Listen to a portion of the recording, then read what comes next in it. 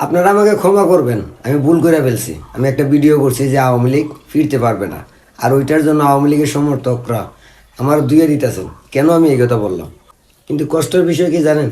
প্রধানমন্ত্রী শেখ হাসিনা নিজেই গত দু একদিন আগে বলছে যে তোমরা কি করতেছো, আওয়ামী লীগের কার্যালয়টাই এখনো তোমরা দখল করতে পারো নাই, দখল মুক্ত করতে পারো নাই। আর তোমরাই বলো সব কিছু রেডি আছে, যেখানে প্রধানমন্ত্রী শেখ হাসিনা নিজেই আক্ষেপ পোষণ করতেছে, সেখানে আপনারা আমাকে ধুয়ে দিচ্ছেন। আওয়ামী লীগ ফিরবে না? হ্যাঁ, আওয়ামী লীগ ফিরবে। তার বিনিময়ে আমি কি পাইছি জানেন? আমি আমার মতো বাংলাদেশে লক্ষ লক্ষ টিকটকার আছে, হাজার হাজার ইউটিউবার আছে যারা আমার মতোই পেয়েছে। আমার দুইটা ফেসবুক আইডি গেছে, দুইটা ইউটিউব চ্যানেল ডিমনিটাইজ হয়ে গেছে, সাসপেন্ডেড করে দিছে আমার ইউটিউব চ্যানেল, 15টা টিকটক আইডি ব্যান হয়েছে।